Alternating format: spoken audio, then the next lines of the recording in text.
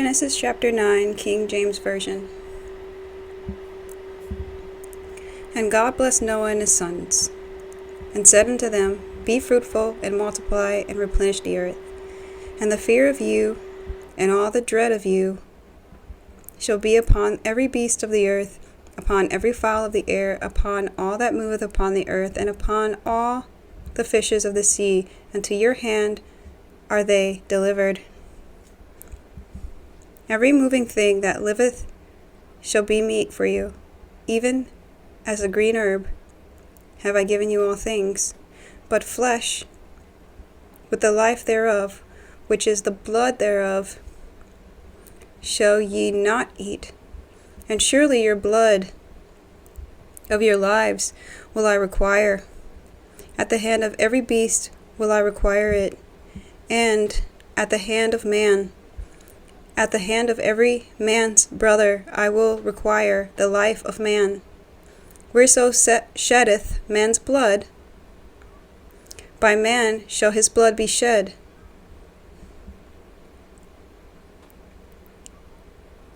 For in the image of God made he man. And you, be ye fruitful, and multiply, bring forth abundantly in the earth, and multiply therein. God spake to Noah and to his sons with him, saying, And I, behold, I establish my covenant with you, and with your seed after you, and with every living creature that is with you, of the fowl, of the cattle, and of every beast of the earth with you, from all that go out of the ark to every beast of the earth. And I will establish my covenant with you. Neither shall all flesh be cut off any more by the waters of a flood, neither shall there be any more a flood to destroy the earth. And God said, This is the token of the covenant which I make between me and you, and every living creature that is with you. For perpetual generations I do set my bow in the cloud, and it shall be for a token of a covenant between me and the earth. And it shall come to pass, when I bring a cloud over the earth, that the bow shall be seen in the cloud, and I will remember my covenant which is between me and you, and every living creature of all flesh. And the waters shall be no more become a flood to destroy all flesh. And the bow shall be in the cloud, and I will look upon it, that I may remember the everlasting covenant between God and every living creature of all flesh that is upon the earth. And God said to Noah, This is the token of the covenant which I have established between me and all flesh that is upon the earth. And the sons of Noah that went forth from the ark were Shem, Ham, and Japheth. And Ham is the father of Canaan. These are the three sons of Noah, and of them was the whole earth overspread. And Noah began to be a husbandman, and he planted a vineyard. He drank of the wine and was drunken, and he was uncovered within his tent. And Ham, the father of Canaan, saw the nakedness of his father, and told his two brethren without. And Shem and Japheth took a garment, and laid it upon both their shoulders, and went backward, and covered the nakedness of their father. And their faces were backward, and they saw not their father's nakedness. And Noah awoke from his wine, and knew what his younger son had done unto him, and said, Cursed be Canaan, a servant of servants shall he be unto his brethren. And he said, Blessed be the Lord God of Shem, and Canaan shall be his servant. God shall enlarge Japheth, and he shall dwell in the tents of Shem, and Canaan shall be his servant.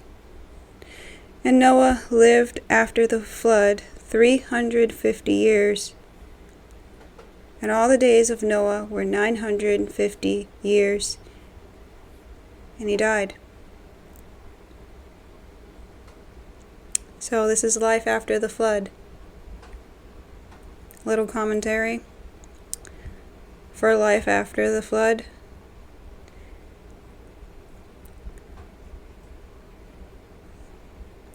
I'm not really sure about the blood thing of life, which is really interesting, but I'm not really sure what he's getting at with, he says we can eat meat, as if no one was eating meat before this. I don't really understand the context of that, so I'm hoping for anyone else who's reading, maybe you can enlighten me on the significance of speaking about the blood of an animal, even the flesh. Chapter 9, verse 3. Every moving thing that liveth shall be meat for you, even as the green herb have I given you all things. Verse 4. But flesh with the life thereof, which is the blood thereof, ye shall not eat. Verse 5. And surely your blood of your lives will I require. At the hand of every beast I will require it, and at the hand of man, at the hand of every man's brother, I will require the life of man. So I'm not really sure what's happening here. It could be referencing murder, because it says at verse 6, whoso sheddeth man's blood, by men shall his blood be shed. For in the image of God made he man. So I'm not sure. It sounds like he's against murder. I could be interpreting this completely wrong. The first part of this chapter kind of baffles me a bit. I just have kind of these hypotheses of what it could mean, and I don't know. So if anybody out there is reading along with me and you realize something that maybe I haven't realized, or just anything really about this blood and the significance of it, I mean, I kind of understand to an extent, but sorry, I kind of understand to an extent, but I don't really understand the context fully. Kind of wish I did. Sounds like he's kind of warning against murder and speaking about the value of a human being, that they're made in God's image. Maybe that's what it's saying. But every moving thing, verse 3, every moving thing that liveth shall be meat for you. I don't know. Is that referring to, was it not meat before? I'm confused about that. So, please share your thoughts if you have any. The life after the flood and, this new world I suppose they're in, where it's just them having to repopulate the earth, them and the animals.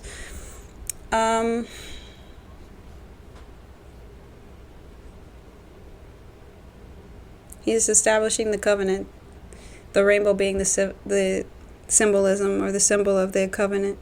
He repeats so many times about this covenant. So many times. So many times. God spake unto Noah. This is verse 8. God spake unto Noah and to his sons with him, saying, And behold, I establish my covenant with you. I'm going to move forward. Verse 11, and I will establish my covenant with you. Verse 12, and God said, This is the token of the covenant which I make between me and you and every living creature. Verse 13, I do set my bow in the cloud, and it shall be a token of the covenant between me and the earth. Verse 15, and I will remember my covenant, which is between me and you and every living creature of all flesh.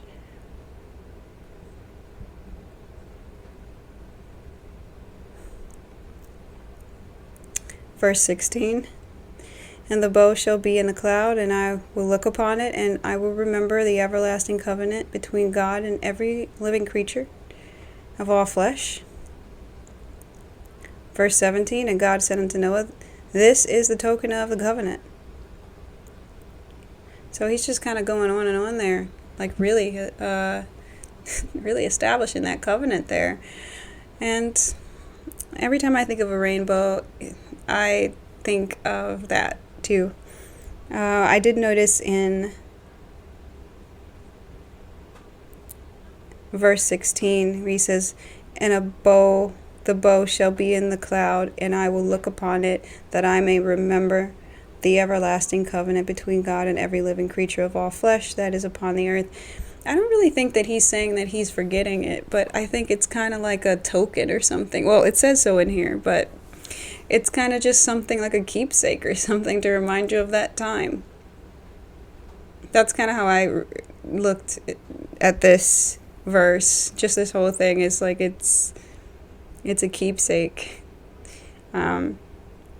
Like how we would have something here to remind us of something or someone or a time that we had. That's kind of how I interpret that. So the last part of this focuses on the three sons, Shem, Ham, and Japheth. And apparently Noah began to be a husbandman.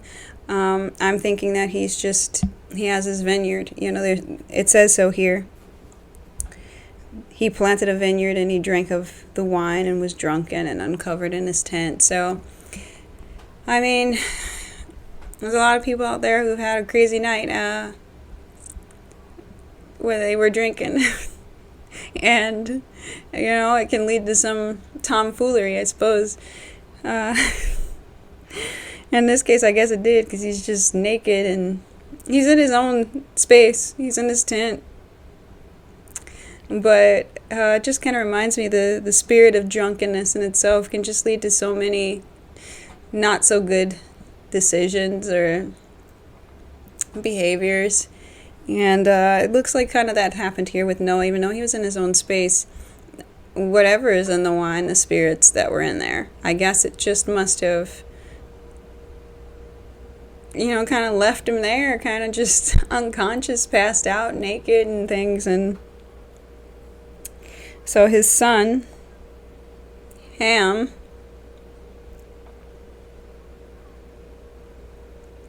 goes into the tent, I suppose, and he sees his father just, out naked and drunk, just passed out. And I suppose he went and told his brothers about it. Who knows what that really meant? He could be making fun of him. Who knows? Exposing him instead of maybe protecting him like the other two sons did. Shem and Japheth, they basically, and very discreetly, modestly, walked behind with the sheet and covered their father. They just didn't even look. Ham did look, and I don't know the context of that. He might have just walked in and wasn't expecting it. Who knows? It's not really given here. It's just saying that he walked in and saw him, and then he went to tell others, about it. Which, I couldn't imagine, maybe I had a bad night of drinking. I don't drink, mind you, but I have before, but I don't at all these days. But, in a time in the past when I was someone who drank alcohol, I couldn't imagine, having a really crazy night. Maybe I am naked and passed out in my room or something. And somebody comes in and sees that and tries to capitalize on it in some way. And I'm not even conscious, just certain things like that. It's just, I kind of can see it, like, and it's his own son, mind you, that's doing it. The other sons don't take the bait. They help their dad out and cover him up. And, he sobers up, finds out what happens, and he curses that son. It's not really a lot of detail into exactly what he did, but I suppose just with what we know, it seems like it was some kind of disgrace for sure towards one's father. And Noah cursed him. said that he and his offspring and things would be a servant unto Shem and Japheth, and that's just all it is. He's meant to be the servant, him and his offspring, because he was looking at his dad, making fun of his dad or something, exposing his dad.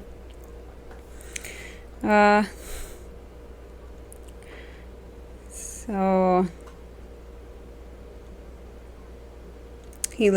Noah lived 950 years.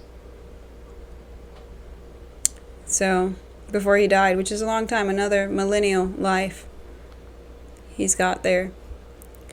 And that's the end of that chapter. If you found anything else out of it, it's very interesting. I guess I just want to hear your opinion, I suppose. I don't really have too much to say about it, just aside from the things that I pointed out. And I'm just going to go on and move to chapter 10 of the King James Version.